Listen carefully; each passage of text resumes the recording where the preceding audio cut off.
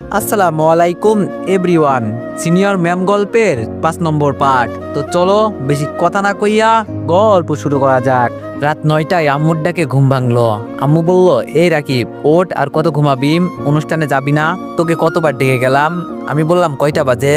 আম্মু বলল 9টা। আমি বললাম ওকে, তুমি নিচে যাও, আমি রেডি হয়ে যাচ্ছি। আম্মু বলল ওকে, তাড়াতাড়ি আসিস। আমি বললাম আচ্ছা। বলেই আম্মু চলে গেল। আমিও উঠে ফ্রেশ হয়ে নিলাম। তারপর রেডি হয়ে আম্মু আব্বুর সাথে ছাদে চলে গেলাম, কারণ অনুষ্ঠান ছাদেই হচ্ছে। গিয়ে দেখি সবাই অনেক আনন্দ করছে। পরি ম্যামকে আজকে একটু অন্যরকমই সুন্দর লাগছে। কাছে গিয়ে ম্যামকে উইশ করলাম, হ্যাপি বার্থডে ম্যাম। ম্যাম একটু মুচকি হাসির অভিনয় করে বললাম থ্যাংক ইউ। তারপর সেখান থেকে একটু দূরে গিয়ে ম্যামের দিকে তাকিয়ে আসি। একটু পর কেকও কাটা হলো। অনেকেই কেক মাখামাখি করছে, বাচ্চারা ছোটাছুটি করছে, দেখে অনেক ভালো লাগছে। কিন্তু ম্যামের মন কেন জানি খারাপ, উদাসীন হয়ে আছে, আর বারবার কাকে যেন ফোন করছে। আর তখনই আমার ফোনের কথা মনে পড়লো, ফোন তো আমার বিছানায় আছে।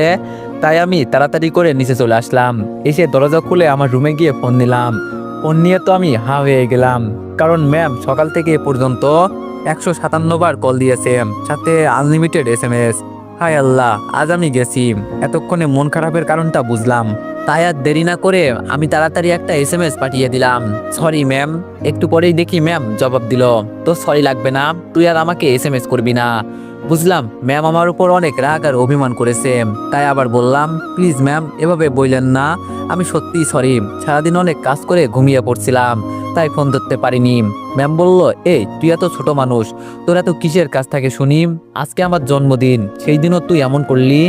আমি এখন কিভাবে বলি? সারাদিন ওনার জন্মদিনের জন্যই কাজ করা লাগলো।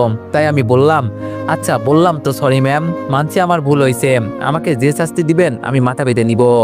ম্যাম বলল, তোকে সব দিক থেকে ভালো লাগে, শুধু এই আচরণটা আমাকে অনেক কষ্ট দেয়, তুই জানিস। হুটহাট করে উধাও হয়ে যাওয়া। আমি বললাম সরি সরি সরি, যে শাস্তি দিবেন ওইটাই মেনে নিব। ম্যাম বলল, সত্যিই তো? আমি বললাম সত্যি। ম্যাম বলল, ওকে, তাহলে সকালে যেটা বোর্ডে লিখে রাখছো ওইটা আমি সরাসরি তোমার মুখ থেকে শুনতে চাই। আমি বললাম ওকে, কিন্তু আমি জানি আজকে আপনার বাসায় অনুষ্ঠান চলছে, তো অনুষ্ঠান শেষ হলে আমাকে কল দিয়েন, আমি বলবো। ম্যাম বলল, আচ্ছা ঠিক আছে। আমি বললাম তাহলে এখন রাখছি ম্যাম। ম্যাম বলল, না রাখবি না তুই। আমি বললাম কেন? ম্যাম বলল, কারণ রাখলে তুই আবার ঘুমিয়ে যাবি, আমি তোকে ভালো করেই চিনি। আমি বললাম ঘুমাবো না, প্রমিস। ম্যাম বলল, সত্যি তো? আমি বললাম সত্যি। ম্যাম বলল, ওকে, তাহলে 1 ঘন্টা পর আমি ফোন দিব। আমি বললাম ওকে ম্যাম। বলেই আমি এবার ফোন হাতে নিয়ে আবার উপরে চলে গেলাম। এবার গিয়ে দেখি ম্যাম আগের থেকে মনটা অনেক ভালো, দেখে আমার অনেক ভালো লাগছে। তারপর গেস্টদের খাওয়া দাওয়া করার সময় আঙ্কেলকে একটু হেল্প করলাম। গেস্টগুলো খেয়ে চলে যাওয়ার পর আমরাও খেয়ে আমি আব্বু আম্মু আমাদের ফ্ল্যাটে চলে আসলাম। এসে ফ্রেশ হয়ে ড্রেস চেঞ্জ করে নিলাম। খাটে বসতেই কিছুক্ষণ পর দেখি ম্যাম ফোন দিয়েছে। এবার আর মিস করলাম না, সাথে সাথেই ফোনটা রিসিভ করলাম। ফোন ধরেই বললাম, হ্যালো ম্যাম। ম্যাম বলল, হাই। এই তো, এভাবে ফোন ধরতে পারো না তুমি, এবার ভালো লাগছে। আমি বললাম অনুষ্ঠান শেষ? ম্যাম বলল আমি বললাম, কে কি গিফট দিল? ম্যাম বলল, যে যেটাই দিক না কেন আমার কাছে সব থেকে ভালো লাগার গিফট হলো তোমারটা। আমি বললাম হয়েছে, কি করেন? ম্যাম বলল, রুমে ফ্রেশ হয়ে তোমাকে ফোন দিলাম, এখন তোমাকে যে শাস্তি দিয়েছি সেটা পালন করো। তাই ম্যামকে আমি বললাম, I love you senior ma'am, আমি সারা জীবন আপনার পিচ্চি স্বপ্নচারী হয়ে থাকতে চাই, একটু কি ভালোবাসার সুযোগ দিবেন আমায়? এটা শোনার পর ম্যাম কিছুক্ষণ চুপ করে আছে। তাই আমি আবার বললাম, কি হলো ম্যাম, কিছু বলেন? ম্যাম বলল, না। সাথে সাথেই আমি চমকে উঠলাম, এতদিন তাহলে এটা কি ছিল? ম্যাম কি আমার সাথে ফাজলামি করলো? তাই আমি ম্যামকে বললাম, না কেন ম্যাম, বুঝলাম না। ম্যাম বলল, না এই কারণে বললাম যে তুমি আমায় বললে একটু ভালোবাসার সুযোগ চাও। আমি বললাম তো? ম্যাম বলল, তো মানে আমাকে কি একটুই ভালোবাসবে নাকি? আর বাকিগুলো কোন মেয়ের জন্য রাখছো শুনি? আমি হাত ছেড়ে বাঁচলাম। ম্যাম না বলার কারণে একটুর জন্য হার্ট অ্যাটাক করিনি। তারপর আমি বললাম, ও আচ্ছা এবার বুঝলাম, আপনি তো আমাকে ভয় পাইয়ে দিয়েছেন। ম্যাম বলল, কেন, না বললে কি কষ্ট পাবা? আমি বললাম, শুধু কষ্ট না, হয়তো মরেই যাব। ম্যাম বলল, এগুলো কি বলো? এইসব মরামরি বাদ দিয়ে এখন আবার ঠিকভাবে প্রপোজ করো। আমি বললাম, okay, I love you senior ma'am, আমি সারা জীবন আপনার পিচ্চির স্বপ্নচারী হয়ে থাকতে চাই, সারা জীবন সবটুকু ভালোবাসার সুযোগ দিবেন আমায়। ম্যাম বলল, আই লাভ ইউ টু, আমিও তোমাকে অনেক ভালোবাসি আমার পিচ্চি স্বপ্নচারীটা। এখন আমি তোমাকে চাইলেও আর বলতে পারবো না, কারণ তুমি আমার অভ্যাসে পরিণত হইছো। এখন তুমি আমার জীবনে এক অবিচ্ছেদ্য অংশ। আমি চাই সারা জীবন এভাবেই তুমি আমার অংশ হয়ে থাকো। আমি বললাম অবশ্যই ম্যাম, আমি সারা জীবন আপনার ছায়ার মতো পাশে থাকবো। ম্যাম বলল, এখনো কি আপনি আর ম্যাম বলে ডাকবে? আমি বললাম, ডাকতে আমার ভালো লাগে। ম্যাম বলল, অন্তত তুমি বলার চেষ্টা করো। আমি বললাম, ওকে ম্যাম, কিন্তু সময় লাগবে। ম্যাম বলল, ওকে, আর শোনো। আমি বললাম, জি ম্যাম বলেন। ম্যাম বলল, তোমার আজকে আরো শাস্তি পেতে হবে, আমাকে অনেক কষ্ট দিছো তুমি আজকে। আমি বললাম, আবার শাস্তি? ম্যাম বলল, সারা জীবন এভাবে তুমি ভুল করলে শাস্তি পেতে হবে। কি শাস্তি নিতে পারবে তো সারা জীবন? আমি বললাম, আমি আপনার জন্য সবকিছু করতে পারবো ম্যাম। ম্যাম বলল, ওকে গুড আমার পিচ্চি। আমি বললাম, তা পরের শাস্তিটা কি শুনি ম্যাম? ম্যাম বলল, এবার শাস্তি হলো তোমার অস্তিত্বের প্রমাণ দিতে হবে, তাও আমি নিজে যেন তোমার অস্তিত্ব অনুভব করতে পারি। আমি বললাম, এ আবার কেমন শাস্তি? এর মানে আপনি জানতে চান আমি সত্যি আছি কিনা বা আপনার কলেজে পড়ি কিনা, এটাই তো? ম্যাম বলল, এই তো তুমি বুঝে গেছো। আমি বললাম, তো আমার অস্তিত্ব কিভাবে আপনাকে অনুভব করাবো? ম্যাম বলল, সেটা তুমি জানো, আমাকে কিভাবে তোমার অস্তিত্ব অনুভব করাবা? আমি কিভাবে জানবো আদৌ কি তুমি আছো কি নেই? আমি বললাম, ওকে ম্যাম, কালকে আপনাকে আমার অস্তিত্ব আপনাকে অনুভব করাবো। ম্যাম বলল, কিভাবে? আমি বললাম, সেটা নয় তখনই দেখেন। ম্যাম বলল, ওকে। আমি বললাম, আচ্ছা ম্যাম, অনেক তো রাত হলো, এখন অন্তত ঘুমাই। ম্যাম বলল, না। আমি বললাম, কেন ম্যাম, অনেকক্ষণ তো কথা বললাম। ম্যাম বলল, তো কি হয়েছে? আগে তো খুব কথা বলতে, এখন কি আমায় ভালো লাগে না? আমি বললাম, এসব কি বলেন ম্যাম? আচ্ছা ঠিক আছে, কথা বলছি। এভাবে ম্যাম আমাকে ইমোশনাল ব্ল্যাকমেল করে আরো 3 ঘন্টা জোর করে কথা বলিয়ে নিল। তারপর রাত 2টায় ঘুম আসলো। সকালে উঠে ঘুম থেকে দেখি দেরি হয়ে গেছে। উঠে দেখি 9টা বাজে। তাই তাড়াতাড়ি করে উঠে ফ্রেশ হয়ে কলেজের দিকে রওনা দিলাম। আম্মু বলল খেয়ে যেতে, কিন্তু সময় না থাকায় আর কিছু খাইতে পারলাম না। কলেজে পৌঁছাতে পৌঁছাতে 9টা 40 বাজলো। 9টা 45-এ ম্যামের ক্লাস, কিন্তু এখন তো ক্লাস চলছে, গেলে সবাই হাসাহাসি করবে। তাই নেক্সট ক্লাস থেকেই জয়েন করব। ক্লাসরুমে একটু দূরে বসে আছি আর ভাবছি, খুব তো বড় গলায় ম্যামকে বললাম কাল কলেজে আমার অস্তিত্ব তাকে অনুভব করাবো, কিন্তু কিভাবে আজকে ম্যামকে আমার অস্তিত্ব অনুভব করাবো? কিছুক্ষণ পর দেখি স্যার ক্লাসরুম থেকে বের হলো, আর আমিও সাথে সাথে ক্লাসরুমে ঢুকে পড়লাম। গিয়ে পিছনে সাকিবের সাথে একই বেঞ্চে বসে পড়লাম। সাকিব বলল, কি রে এত লেট কেন? আমি বললাম, আর বলিস না, ঘুম থেকে উঠতে দেরি হয়ে গেছে। সাকিব বলল, কেন, সারা রাত কি করছিস? আমি বললাম, ম্যামের সাথে কথা বলছি। সাকিব কিছু বলবে তার আগে ক্লাসরুমে ম্যাম প্রবেশ করলো। আমি ম্যামকে দেখে একটু অবাক হয়ে গেলাম, কারণ ম্যাম আমার দেওয়া ব্ল্যাক শাড়ি আর রেশমি কাঁচের চুড়ি পরে আজকে এসেছে। সাকিব দেখেই চিনে ফেলছে, কারণ ওকে সাথে নিয়েই কিনেছিলাম। তাই সাকিব আমার কানের কাছে এসে বলল, দোস্ত, ম্যাম তো তোর দেওয়া শাড়ি আর কাঁচের চুড়ি পরে আসছে, আর আঙ্গুলে দেখ তোর দেওয়া রিংও পরে আছে। তার মানে তো তোর লাইন কি আর মামা, টিট কবে দিবি সেটা বল। আমি বললাম, দিব, চিন্তা করিস না। তারপর ম্যাম ক্লাস নেওয়া শুরু করে দিলেন। আমি ক্লাসের ফাঁকে ম্যামকে SMS করলাম, thank you so much ma'am. Ma'am একটু পর SMSটা দেখে মুচকে আসলেন আর লিখলেন, থ্যাঙ্কস কেন? আমি বললাম, আমার দেওয়া শাড়ি চুড়ি আর রিং পরে আরও একবার প্রমাণ করে দিলেন আপনিও আমাকে অনেক ভালোবাসেন, আপনাকে অনেক সুন্দর লাগছে। ম্যাম বলল, থ্যাংক ইউ, এখন ক্লাসে মনোযোগ দাও। তারপর ম্যামের কথা মতো আমি ক্লাসে মনোযোগ দিলাম। আমি ম্যামের দিকে শুধু তাকিয়ে আছি, উনি কি পড়াচ্ছেন সেই দিকে আমার কোনো ধ্যান নেই। কিছুক্ষণ পরেই আমার মাথায় একটা বুদ্ধি এলো। বুদ্ধিটা হলো, কিভাবে ম্যামকে আমার অস্তিত্ব অনুভব করাবো। একে একে সব ক্লাস শেষ হয়ে গেল। এখন আমি আর সাকিব ক্যাম্পাসের আমতলায় বসে আছি। কিছুক্ষণ ম্যাম SMS করলো। ম্যাম বলল, কই তুমি? আমি বললাম, আছি কলেজেই। কেন ম্যাম? ম্যাম বলল, কি রাতে কি বলেছিলে, ভুলে গেলে? আমি বললাম, না ভুলিনি ম্যাম। ম্যাম বলল, তাহলে প্রমাণ দাও। আমি বললাম, ওকে ম্যাম, তাহলে আপনি কলেজের লাইব্রেরিতে চলে আসেন। ম্যাম বলল, ওকে। বলেই আমি সাকিবকে সব খুলে বললাম। সব শুনে সাকিব বলল, ওকে দোস্ত, তুই যা, আমি এখানেই আছি। তারপর সাকিবকে বলে আমিও লাইব্রেরিতে চলে আসলাম। আমি লাইব্রেরির একটা টেবিলে বসে আছি। একটু পর দেখি ম্যাম আসলো, এসে আমাকে SMS করলেন, আমি লাইব্রেরিতে আসছি, কই তুমি? আমিও পকেট থেকে ফোন বের করে লুকিয়ে ম্যামকে রিপ্লাই দিলাম। আমি বললাম, আমি আসতেছি, আপনি বুক সেলফের একপাশে গিয়ে দাঁড়ান। ম্যাম বলল, ওকে। আমি বললাম, ম্যাম শোনেন। ম্যাম বলল, কি? আমি বললাম, আমি আপনাকে অনুভব করাবো ঠিকই, কিন্তু কথা দিতে হবে, আপনি যেখানে দাঁড়িয়ে থাকবেন ওখানেই দাঁড়িয়ে থাকতে হবে, আর পিছনেও তাকানো যাবে না। ম্যাম বলল, কেন? আমি বললাম, এটা আমার শর্ত, প্লিজ। ম্যাম বলল, ওকে। তারপর ম্যাম গিয়ে একটা বুক সেলফের পাশে গিয়ে দাঁড়ালো। লাইব্রেরিতে 15টা বুক সেলফ আছে, যেটা একটার পাশে আরেকটা সারিবদ্ধভাবে। আমি ম্যামের পাশের সারির বুক সেলফে দাঁড়িয়ে আছি। এখন আমার আর ম্যামের দূরত্ব শুধু একটা বুক সেলফ। আমি বুক সেলফের এই দিকে আর ম্যাম বুক সেলফের ওপর পাশে। তারপর আমি ফোন সাইলেন্ট করে নিলাম আর ম্যামকে বুক সেলফের কর্নারে যেতে বললাম। ম্যাম সেখানেই চলে গেল। ম্যাম একটু বাঁকা হয়ে দাঁড়ানোর জন্য কোমরের শাড়ি একটু সরে গেল আর ওপর পাশ থেকে আমি ম্যামের ফর্সা কোমর স্পষ্ট দেখতে পেলাম। তাই আমি বুক সেলফের পাশ দিয়ে ম্যামের কোমর আলতোভাবে স্পর্শ করলাম আর সাথে সাথে ম্যাম কেঁপে উঠল। ম্যামের কোমর স্পর্শ করে আমি নিজেও এক মুহূর্ত স্তব্ধ হয়ে গেলাম। হৃদয় স্পন্দনের গতি বেড়ে যাচ্ছে দ্রুত।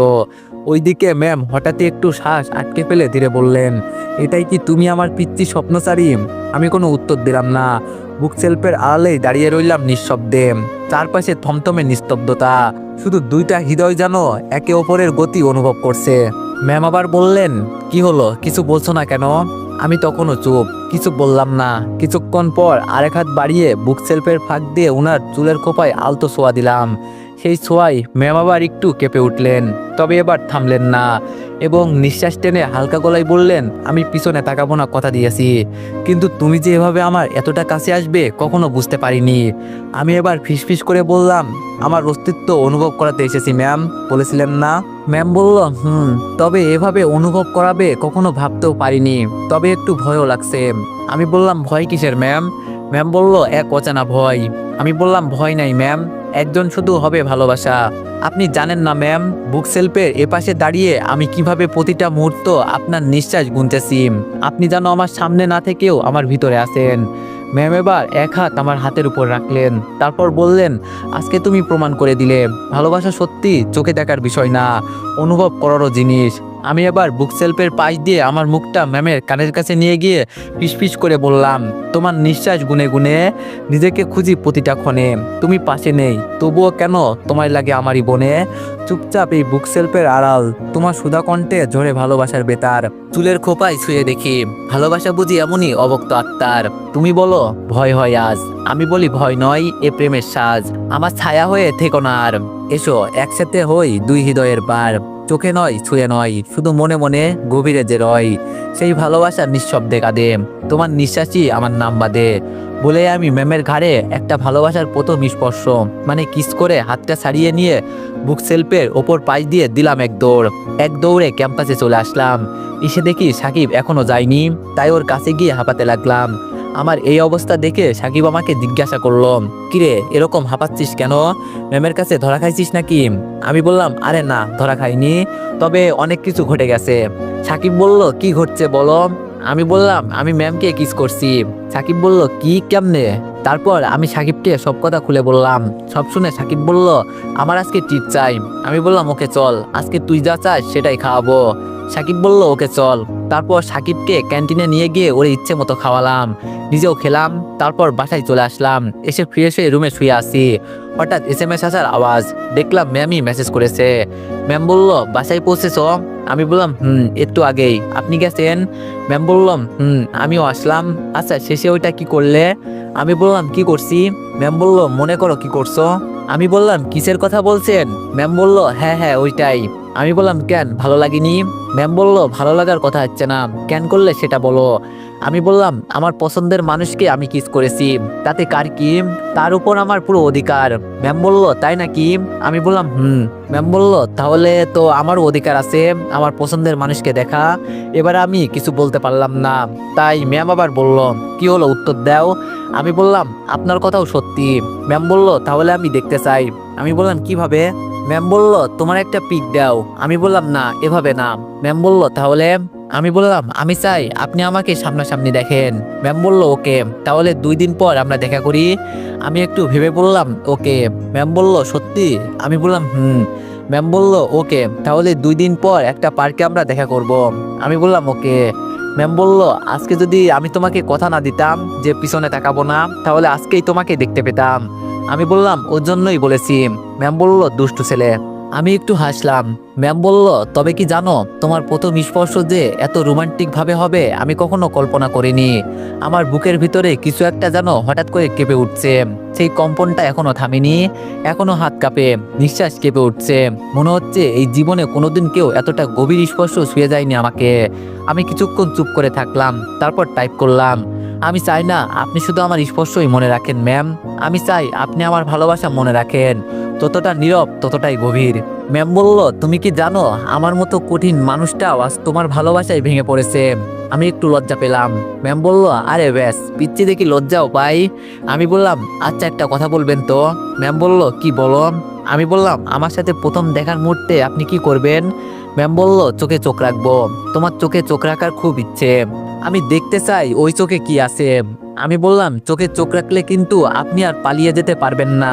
ম্যাম বলল, এইবার পালানোর ইচ্ছা নেই, বরং চাই তোমার চোখে ডুবে যেতে। আমি বললাম, তাই। ম্যাম বলল, তাই।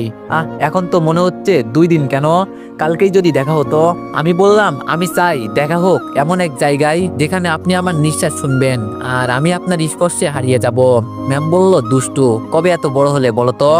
আমি বললাম, যেই দিন থেকে আপনাকে ভালোবাসতে শুরু করলাম। ম্যাম বলল, আজ রাতে আমার ঘুমই আসবে না তোমার এত রোমান্টিক কথা শুনে, এই প্রথম কেউ আমায় এমন ভাবে ভালোবেসে শুয়ে গেছে। আমি বললাম, ঘুম না এলে জানালার দিকে তাকিয়ে থাকবেন ম্যাম, আমি চাঁদের আলোয় আপনার চোখে চোখ রাখবো। ম্যাম বলল, তুমি না আসলেই একেবারে পাগল। আমি বললাম, আপনার জন্যই তো পাগল হয়েছি ম্যাম। ম্যাম বলল, ঠিক আছে, তাহলে পাগল ছেলেটার জন্য আমি এখন একটা গান শুনবো, চোখ বন্ধ করে শুধু তোমায় অনুভব করব, তুমিও করবে তো আমায় অনুভব। আমি বললাম, আপনার নিঃশ্বাসে ভেসে থাকা সেই গানের প্রতিটা শব্দ হয়ে আমি আজ রাতে আপনার পাশে থাকবো, কানে কানে বলবো ভালোবাসি ম্যাম। ম্যাম বলল, আর বেশি কিছু লিখো না, এখনই যদি তোমার পাশে থাকতে না পারি তাহলে এই শব্দগুলোই আমাকে ভেঙে ফেলবে। আমি বললাম, আমি ভাঙাতে দিব না ম্যাম, আমি আপনাকে ভালোবাসার যত্নে সারা জীবন বেঁধে রাখবো। ম্যাম বলল, হ্যাঁ, অনেক প্রেম করছো ম্যামের সাথে, এবার লক্ষ্মী বাবুর মতো ঘুমিয়ে পড়ো পাগল ছেলেটা, স্বপ্নেও এসো। আমি বললাম, আমি তো সারাক্ষণই স্বপ্নেই থাকি। ম্যাম বলল, গুড নাইট পাগল। আমি বললাম, গুড নাইট সিনিয়র ম্যাম। বলেই আমি ফোন রেখে ঘুমিয়ে পড়লাম। সকালে ঘুম থেকে উঠে ফ্রেশ হয়ে নিলাম। নাস্তা করতেই দরজায় কে জানি কলিং বেল বাজালো। আম্মু খুলে দিতেই দেখলাম ম্যাম। আম্মু বলল, ভিতরে আসো মাম। তারপরে ম্যাম আমার কাছে আসলো। আমি বললাম, আসসালামু আলাইকুম ম্যাম। ম্যাম বলল, ওয়ালাইকুম আসসালাম। আমি বললাম, কিছু দরকার ম্যাম। ম্যাম বলল, আমার সাথে বের হতে হবে একটু। আমি বললাম, কোথায় যাবেন। ম্যাম বলল, সেটা তোমাকে পরে বলছি, তুমি রেডি হয়ে নিচে আসো। আমি বললাম, কিন্তু কলেজ। ম্যাম বলল, আজকে কলেজে যেতে হবে না। বলেই ম্যাম চলে যেতে লাগলো। আম্মু কিচেন রুম থেকে বলল, পরিমামনি নাস্তা করে যাও। ম্যাম বলল, না আন্টি, আজ একটু বেরোতে হবে। বলেই ম্যাম চলে গেল। তারপর আমি নাস্তা করে রেডি হয়ে এসে আম্মুকে বললাম, আম্মু আমি আসছি। আম্মু বলল, যা, কিন্তু তাড়াতাড়ি আসিস, কারণ তোর আব্বু আজকে দিনাজপুরে চলে যাবে। আমি বললাম, ওকে, আসবো, বাই। বলেই আমি বের হয়ে আসলাম। ম্যাম দেখি আগে থেকে এসে বসে আছে। আমাকে বলল, এতক্ষণ লাগে তোমার। আমি বললাম, আম্মুকে বলে আসলাম তো তাই, আজকে একটু তাড়াতাড়ি ফিরতে হবে, আব্বু আজকেই দিনাজপুর চলে যাবে। ম্যাম বলল, ঠিক আছে, বেশি সময় লাগবে না, তাড়াতাড়ি ফিরে আসবো। আমি বললাম, কিন্তু আমরা কোথায় যাচ্ছি ম্যাম। ম্যাম বলল, শপিং এ। আমি বললাম, মানে কলেজ ফাঁকি দিয়ে শপিং এ কেন। ম্যাম বলল, সব বলছি, আগে রিক্সা নিয়ে আসো। আমি বললাম, ওকে। বলেই আমি একটা রিক্সা ডাক দিলাম। ম্যাম ওঠার পর আমি ওই রিক্সায় উঠলাম। ম্যামের চুলগুলো খোলাম, বাতাসে বারবার আমার মুখে আসে পড়ছে, আর ম্যাম বারবার হাত দিয়ে সেটা সরিয়ে কানের পিছনে গুজে দিচ্ছেন। কিছুক্ষণ পর আমি ম্যামকে বললাম, ম্যাম এখন বলেন তো, কলেজ ফাঁকি দিয়ে আমরা শপিং এ কেন যাচ্ছি। ম্যাম বলল, 2 দিন পর ওই ছদ্মবেশী কবি আমার সাথে দেখা করতে চেয়েছে। আমি বললাম, তো। ম্যাম বলল, তো মানে কি। তার সাথে প্রথম দেখা হতে যাচ্ছে, কিছু তো স্পেশাল গিফট দিতেই হবে। আমি বললাম, স্পেশাল গিফট মানে কি দিতে চাচ্ছেন। ম্যাম বলল, আমি জানি না, সেজন্যই তো তোমাকে সাথে করে নিয়ে যাওয়া। আমি বললাম, বুঝলাম। এবার ম্যামের আসল উদ্দেশ্য বুঝলাম। ম্যাম আমার সাথে দেখা করার জন্য আমাকেই নিয়ে যাচ্ছে গিফট পছন্দ করাতে, আমাকেই দেওয়ার জন্য। বা এই খেলা তো জমে উঠেছে। কিছুক্ষণ পর রিক্সা এসে একটা শপিং মলে থামলো। ভাড়া মিটিয়ে আমরা মলে চলে গেলাম। তারপর ম্যাম আমার সাইজ অনুযায়ী একটা পাঞ্জাবি, একটা ঘড়ি আর একটা রিং কিনলো। সাথে ম্যামও কিছু কেনাকাটা করলো। এইসব করতে করতেই দুপুর পেরিয়ে গেল। ম্যাম আমাকে বলল, চলো, অনেক কেনাকাটা করেছি, এবার কিছু খেয়ে নিই। বলেই ম্যাম আমাকে একটা দামি রেস্টুরেন্টে নিয়ে আসলেন। সেখানে 2 জন অনেক কিছু খেলাম। খাবার সময় ম্যাম কাকে জানি SMS করছে, আমি জানি আমাকেই করছে। ভাগ্যিস ফোন সাইলেন্ট করে রাখছি, না হলে আজকেই ধরা খেয়ে যেতাম। যাই হোক, খাওয়া দাওয়া শেষ করে ম্যামই অবশ্য বিল দিতে গেল। এই সুযোগে আমি ফোন বের করে দেখলাম ম্যাম কি SMS করেছে। ম্যাম লিখছে, কি করো আমার পিচ্চি হিরো, আমি ম্যাম আসার আগেই তাড়াতাড়ি করে রিপ্লাই দিলাম, কলেজে ম্যাম, মিথ্যা কথা, আপনি আজ কলেজে আসেননি কেন? লিখেই আবার ফোন বন্ধ করে রাখলাম। একটু পরেই ম্যাম চলে এলো। তারপর আবার একসাথে রিক্সা করে বাসায় ফিরলাম। বাসায় এসে ফ্রেশ হয়ে নিলাম। বিকালে আব্বু যাওয়ার সময় হয়ে এলো। আম্মু একটু কান্না করছে। উপর ফ্ল্যাট থেকে আন্টি আর ম্যাম এসে আম্মুকে সান্ত্বনা দিচ্ছে। আমি আর আঙ্কেল আব্বুকে বাস স্ট্যান্ডে ছেড়ে দিতে আসলাম। যাওয়ার সময় আব্বু বলল, ঠিকভাবে পড়াশোনা করো আব্বু, তোমার আম্মুর খেয়াল রেখো। আমি বললাম, চিন্তা করেন না আব্বু, ওখানে পৌঁছে ফোন দিয়েন। আব্বু বলল, আচ্ছা, আল্লাহ হাফেজ। আমিও আঙ্কেল বললাম, আল্লাহ হাফেজ। বলেই আব্বু বাসে উঠে পড়ল। কিছুক্ষণের মধ্যে বাস ছেড়ে দিল। তারপর আমি আর আঙ্কেল বাসায় চলে আসলাম। এসে দেখি আম্মুর অনেক মন খারাপ, তাই আম্মুকে সান্ত্বনা দিতে লাগলাম। সন্ধ্যা নামিয়ে এলো। আম্মুকে ওনার রুমে পাঠিয়ে আমি আমার রুমে চলে আসলাম। এসে ফ্রেশ হয়ে নিয়ে বাইরে এসে দেখি ফোন কাঁপতেছে, মানে কেউ কল দিয়েছে। কাছে গিয়ে দেখি আব্বু। ফোন রিসিভ করতেই আমি বললাম, হ্যালো আব্বু। আব্বু বলল, আমি পৌঁছে গেছি, তোমার আম্মুকে বইলো। আমি বললাম, ওকে আব্বু, নিজের যত্ন নিয়েন। আব্বু বলল, ওকে। বলেই ফোন রেখে দিলাম। কেটে দেওয়ার পর দেখি ম্যাম দুপুরের SMS এ রিপ্লাই করেছে। লিখেছে, কেন কলেজে আসিনি, তাই তুমি আমাকে মিস করছো বুঝি? আমিও লিখে দিলাম, অনেক মিস করেছি ম্যাম, আগে যদি জানতাম আপনি আসবেন না তাহলে কলেজেই আসতাম না। ম্যাম বলল, তুমি একদিন আমাকে না দেখে এমন করতেছো, তাহলে আমার কেমন লাগছে বুঝছো তুমি? আমি বললাম, বুঝেছি ম্যাম। ম্যাম বলল, কচু বুঝেছো তুমি, এখনো একদিন, তারপর তোমায় দেখতে পাবো। কিভাবে যে একদিন কাটাবো। এইভাবে ম্যামের সাথে আরো কিছুক্ষণ কথা বলে আজ রেখে দিলাম। এরকম দেখতে দেখতে আরো একদিন পার হয়ে গেল। আজ ম্যামের সাথে দেখা করার পালা। সকালে ঘুম থেকে উঠে ছাদে গেলাম। গিয়ে দেখি ম্যামকে অনেক খুশি খুশি লাগছে। তাই আমি জিজ্ঞেস করলাম, কি ব্যাপার ম্যাম, এত খুশি হওয়ার কারণ কি? ম্যাম বলল, আজকে ওর সাথে দেখা করতে যাব, তাই ওর দেওয়া শাড়ি আমি পরেছি দেখো। আমি বললাম, আপনাকে অনেক সুন্দর লাগছে ম্যাম। ম্যাম বলল, থ্যাংক ইউ, আচ্ছা থাকো, আমাকে রেডি হতে হবে। আমি বললাম, ওকে ম্যাম, বাই। বলেই আমিও নিচে চলে আসলাম। এসে দেখি ম্যাম SMS করেছে। ম্যাম বলল, তুমি বের হইছো তো? আমি বললাম, হব। ম্যাম বলল, ওকে, তাহলে 10টায় পার্কে দেখা হবে। আর শোনো, তুমি কিন্তু ব্ল্যাক টি শার্ট পরবে। আমি বললাম, ওকে ম্যাম। বলেই ফোন রেখে আমিও ফ্রেশ হয়ে নিলাম। তারপর ঠিক 10টায় আমি পার্কে চলে আসলাম। তো এভরিওয়ান, নেক্সট পার্টের জন্য সবাই একটু বেশি বেশি লাইক আর কমেন্ট করে দিও। ধন্যবাদ।